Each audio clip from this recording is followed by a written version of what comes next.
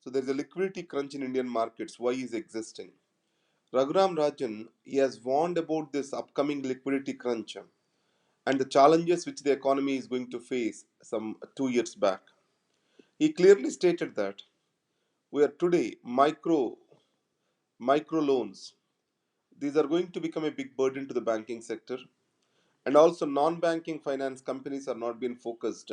They are also going for liquidity crisis. So today VG Siddhartha has took his life. Let's understand most of the business enterprises, they have their money in the form of assets. The value of an asset, it depends upon something called the market perception of that value. Now if you see Lehman Brothers collapse, do you think that it do not have the assets worth of its shares when it got collapsed? So the Lehman Brothers, its market valuation got collapsed. That's why the company got collapsed. So when there is liquidity and economy is growing, markets becoming stronger, in those circumstances, the value of assets will increase. If not, there is a fall in value of assets. So in this case, Mr. VG Siddhartha, what I mean, whoever are, remember few things. Liquidity crunch is coming from one, the banking sector is not ready to offer loans, and the second, normally whenever the business is in problem, so they will be able to access certain loans, and then there will be a revival phase to the business, and in the process the things are expected to improve. But today the banking sector is not at all supportive to Indian business, and the next source of financial intermediation, it is the securities market or stock exchanges. You know that there is a runoff on the stock exchanges after this budget is presented. When the business came to know that the government is not going to be supportive, then the foreign investors started flying off. And third, in the world, we are seeing that interest rates are increasing and slowly monetary policies are getting tightened. When US and other Western countries' interest rates increase, then obviously there is a flight of capital. And the next, the weak banking sector, lack of proper climate in the stock exchanges, and then flight of capital. All these have led to a situation where the asset value started depreciating and the burden of interest has increased. Interest burden has increased like never before. So, in this case, the situation of these entrepreneurs is becoming difficult to operate. Now, after this, to show to the country that it is strong, the government has taken series of steps on defaulters. If you talk about Vijay Mallya, or if you talk about, I mean, some fugitives, so these people are also respected businessmen once. But when there is a financial fraud, there is every authority for the government to take an action. But haunting the businessman, let's take an IT officer, Mr. Balakrishnan. He was the DG who haunted Mr. Siddhartha. And he was known to haunt other Congress leaders in Karnataka because of his political reasons. So, when bureaucracy trying to be used to haunt the businessman in this particular process, the things have gone worst. So, this has been described as some people as tax terrorism. It has worsened the situation further. So, these four issues together have led to death of Mr. Siddhartha. I can say death of an entrepreneurship in India. So the government what could have done? It could have incentivized business to grow. Incentivized business to grow means free loans or low interest loans. The banking sector shall come forward for low interest loans. Government shall become the primary investor. Let the government show the confidence on the economy. Once the government shows the confidence on economy, private sector shows the confidence. Then a vicious cycle which is going on today, low growth, low confidence, and ultimately leading to low liquidity, low trust. This will change, and then private sector grows onto it, and then markets becomes hopeful. Once the markets becomes hopeful, then the asset value starts increasing. If you remember, almost 15 lakh crore rupees got evaporated from the stock exchanges in the last week. That is a runoff on the stock exchanges now. If you take the Cafe Coffee Day share itself, it has fallen by 33%. It means that the value of the company was eroded by 33%. This clearly shows that we are facing a huge challenge now, like never before in Indian economy. And then when the entrepreneurship gets killed, automatically the jobs are going to get killed. And also in Indian political establishment, there is a mindset, bureaucratic establishment, there is a mindset that every businessman is wrong or a greedy man until proven otherwise. So this kind of mindset was nurtured because of colonialism in India, because we all fought against colonialism. We equated colonialism and capitalism as the Siamese twins. That is what is the famous statement of Jawaharlal Nehru. So it means always the capitalism was under suspicious eyes in India. Now the second thing, in the West or other countries, capitalism is seen as a way to promote jobs, to promote wealth in the country. But in India, capitalism is always seen with suspicion. So, here, crony capitalism, if the reason for the crony capitalism, it is nothing but politicians. So, politics bureaucracy nexus is the reason for crony capitalism. Or some people say obstructive capitalism. It means the bureaucracy, it will not allow the capitalism to rise beyond a point. So in countries such as India, certain companies are able to rise to the peaks only if they have the necessary political support. And on the other side, if there is no political support, or if they show openly their passions towards one or the other political ideology, they are crushed under power. So this is what we call it as obstruct capitalism is getting obstructed in India. People say ease of doing business. How the ease of doing business comes in any country, especially the major haunting for every country is compliance agencies. So company affairs, Ministry of Corporate Affairs (MCA), Enforcement Directorates, Income Tax, GST, all these agencies, these are making the things worse for business today. So, the colonial mentality, where capitalism is seen as an Siamese twin of colonialism, and the mistrust on investors, mistrust on growth of capitalism markets, this made government to see with suspicion, bureaucracies to see with suspicion about this particular scenario. Now, further to this, now how shall we ease the liquidity problem in Indian markets? How can we do this? What shall be done to increase the money supply in the liquidity markets? Remember, first thing, the focus of the government has to shift towards and then economic growth and then control of inflation and then employment creation. And the second is, always we compare the capitalistic concessions which are given to the big corporates with the poverty reduction programs. So why the rich people are given so much concessions? See, remember that the concessions are not given to the rich. The concessions are given to the organization or an enterprise. So this enterprise is employing millions and millions of people. So when millions are being out of jobs, that is a chaotic situation. Every country which has generated the jobs, it has taken care of its entrepreneurship environment in the country. So the capitalistic concessions or concessions to the industry shall not be compared with the welfare programs. And the political comments that the government is making are benefiting the corporates at the cost of the poor. That's a very wrong argument. Here, a corporate man is not being benefited. An enterprise is given the concessions to generate the jobs. The mindset of the Indian political establishment has to change. And third is the banking sector, it need to be revived. So the recapitalization efforts which are taken by the government, these are not sufficient. 70,000 crore for an economy of $2 trillion for financial intermediation is too meager.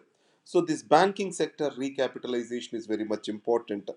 The non-performance assets of the banks, they are increasing. So these non-performance assets, why they are increasing?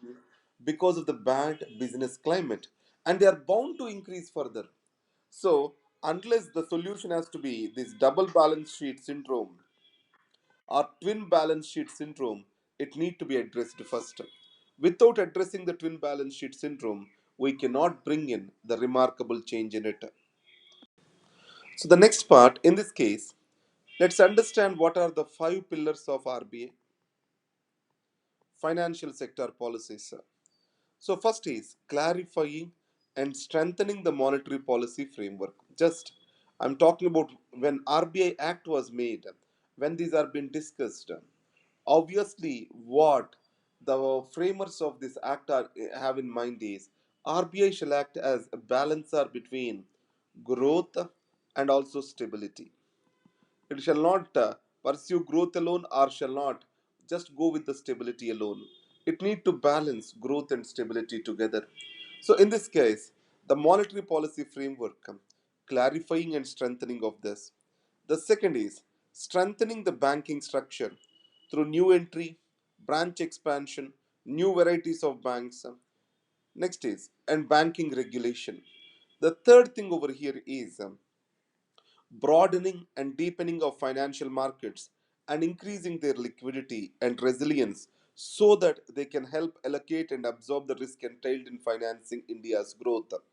Again, remember this, the banking sector shall broaden and deepen financial markets, increase their liquidity.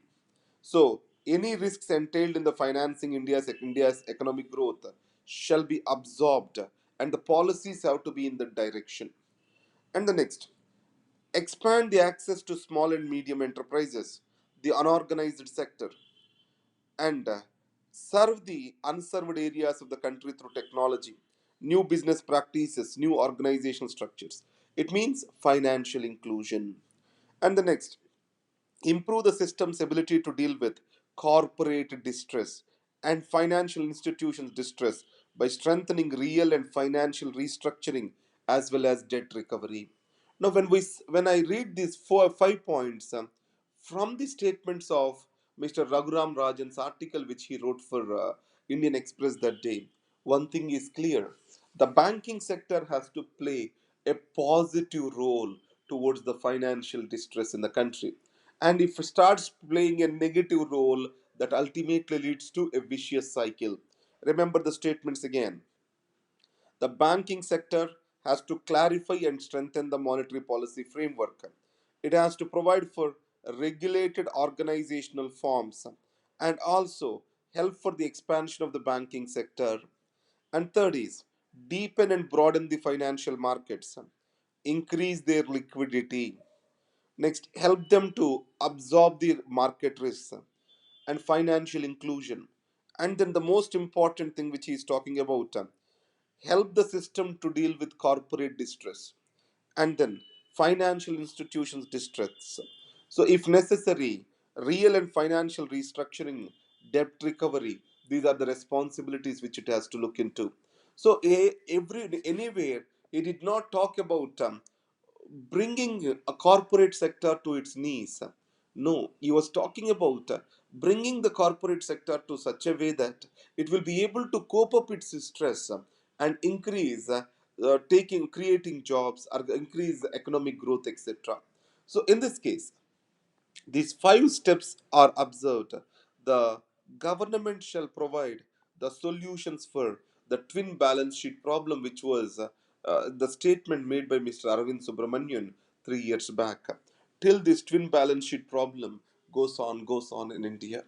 And this vicious cycle has to be broken. And whenever the markets are failing, who has a responsibility to break the vicious cycle? That is state, that is government. Remember, in when Lehman Brothers collapsed, or that particular Morgan Chase collapsed, no one went to jail. No one committed suicide. The country moved on. There was revival from the government. and government has given the liberal packages for revival. So in this case, Goldman Sachs was also at the verge of collapse. So remember one point: the markets slump and markets rise is a common thing in business cycles. So in this context, there is a role for the state to play, and rather than being dogmatic with the economy, dogmatic with the fiscal discipline, the government shall open its eyes to improve the economic position of the country. That is what is my opinion today. Now, let us understand certain points which are there here. So, first is we are among the largest countries. Few points. We are among largest countries which has the highest consumer price inflation in the world, even though growth is weaker than we would like it to be. So it means India is a country which has got highest inflation, and then the growth is not proportionate to the inflation which we have, which is a bad sign to the economy. Second, free branching or expansion of the monetary things, they are not incentivized. It means financial inclusion is not incentivized. Though government talks too much about financial inclusion, government is not ready with that. And the third is to increase the money supply in the market. The government is not ready to invite foreign banks with the open hands. So that's why expansion of the banking sector is on halt. And with the liquidity crunch and with the NPAs, banks are also not active in expanding their branches. And third point is we need to enlist markets in the aid of banking. It means the market sector and banking sector, they have to work hand in hand in India.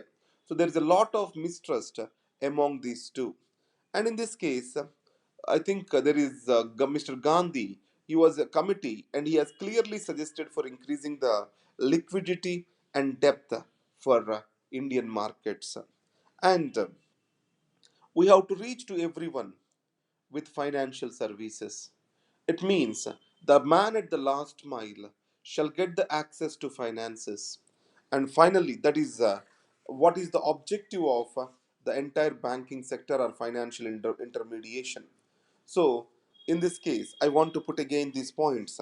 If the banking sector has to be improved, the first five pillars which Raghuram Rajan was stating, these should be the objectives. So, the second thing is India has high inflation disproportionate to the growth.